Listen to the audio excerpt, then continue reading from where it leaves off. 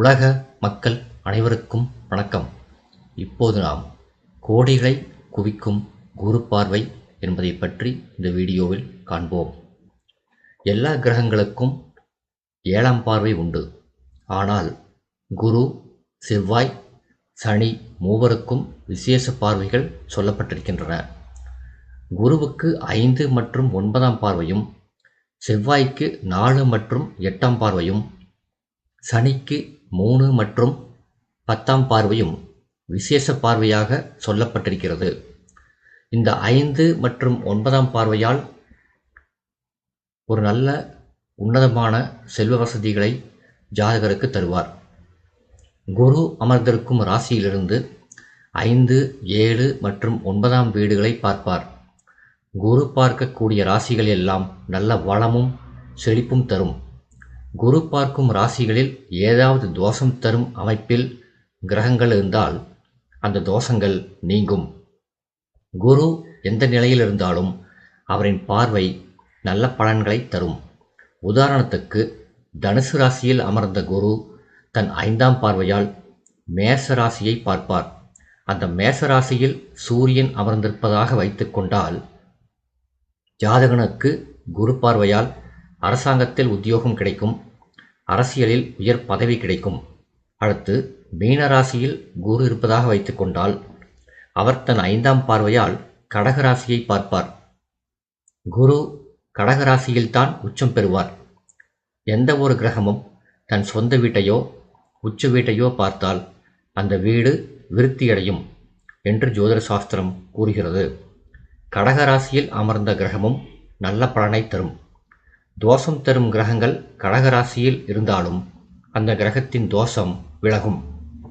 அதேபோல் உச்சம் பெற்ற குரு தன் 5ஆம் பார்வையால் 9ஆம் இடமான பாகிஸ்தானத்தை பார்த்தால் அந்த ஜாதகன் சகல யோகங்களையும் பெற்று கோடீஸ்வரன் ஆவான்.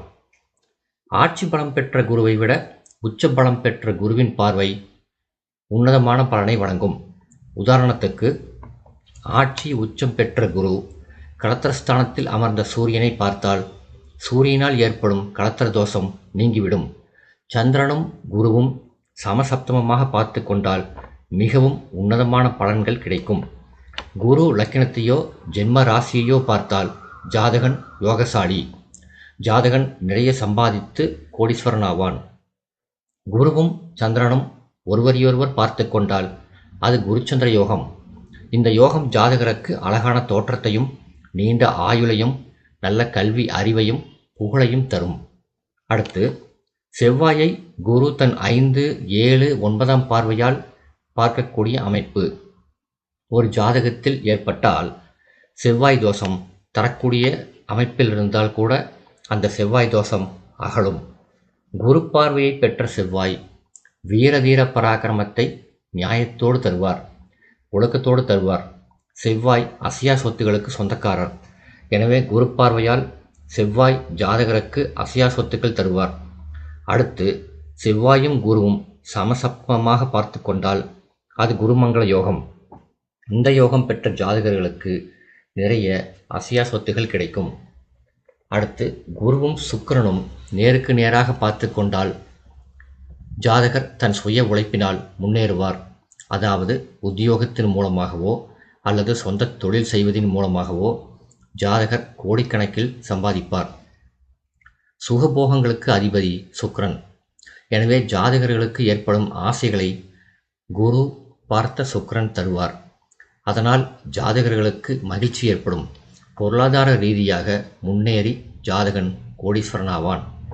அடுத்து குருவும் புதனும் ஒருவருக்கொருவர் பார்த்து கொண்டாலும் அல்லது புதனை தன் 5, 9ஆம் பார்வையால் குரு பார்த்தாலும் ஜாதகன் அதிபுத்திசாலியாக இருப்பான், மேதாவியாக இருப்பான், அறிஞனாக இருப்பான், கவிஞனாக இருப்பான். கலைநயம் மிக்க படைப்புகளை படைக்கக்கூடிய திறமை பெற்றவனாக இருப்பான். பேச்சாற்றல் மற்றும் பேச்சினால் சம்பாதிக்கக்கூடிய ஆற்றல் உடையவனாக இருப்பான். சிறு வயதிலேயே வியாபார நுட்பத்தை ஜாதகருக்கு தருவார். கல்வி அறிவை குரு தருவார். உத்தியோகத்தின் மூலமாகவோ வியாபாரம் செய்வது மூலமாகவோ கோடிக்கணக்கில் ஜாதகனை சம்பாதிக்க வைக்கும்.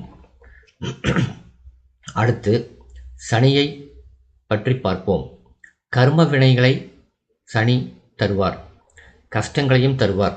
பலம் பெற்ற சனியாக இருந்தால் செல்வ வசதிகளையும் தருவார். எனவே சனியை குரு பார்த்தால் பல தேச தொடர்புகள் ஜாதகருக்கு ஏற்படும். குடும்பத்தில் மகிழ்ச்சியும் செல்வ வசதியும் பெருகும். பண வசதி கூடிக்கொண்டே போகும். எந்த லக்னமாக இருந்தாலும் 2ஆம் இடத்தில் அமரும் சனி நிறைய பணத்தை தருவார். ஆனால் சில லக்னங்களுக்கு பணத்தை கொடுத்தாலும் அதை எடுத்துக்கொள்வார். இப்படி 2ஆம் இடத்தில் அமர்ந்த சனியை குரு பார்த்தால் ஜாதகருக்கு நிறைய அதிர்ஷ்ட வாய்ப்புகள் கிடைக்கும். ஏராளமான சொத்துக்களை ஜாதகன் பெறுவான். நல்ல வளமான வாழ்க்கை கிடைக்கும். கோடிக்கணக்கான பணம் சேரும். அடுத்து ராகு கேதுகளுக்கு என்று சொந்த வீடு இல்லை. அவர்கள் அமரும் ராசியை அவர்களே கைப்பற்றி அந்த ராசி தரும் பலனை தருவார்கள்.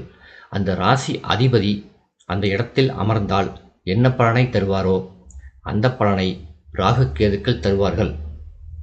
உச்சம் பெற்ற குருவுடன் கேது சேர்ந்தால் அது கோடீஸ்வர யோகம். 2 கிரகங்களும் ஒரே கருத்தையுடையவர்கள். கேது அசுபகிரகமாக இருந்தாலும் குரு சுபகிரகமாக இருந்தாலும் இருவரும் ஞானத்தை தரக்கூடியவர்கள்.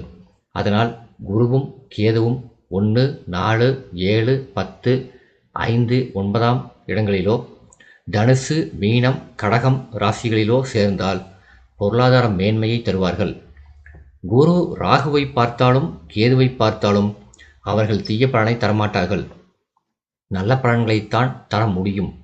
குருவின் நட்சத்திரத்தில் ராகு கேதுக்கள் அமர்ந்தாலும், குருவின் வீடுகளான தனுசு மீனத்தில் ராகு கேதுக்கள் அமர்ந்தாலும், குருவுடன் ராகு கேதுக்கள் இணைந்தாலும் கோடிக்கணக்கில் பணத்தை ஜாதகருக்கு கொடுத்து கோடீஸ்வரனாக்குவார்கள்.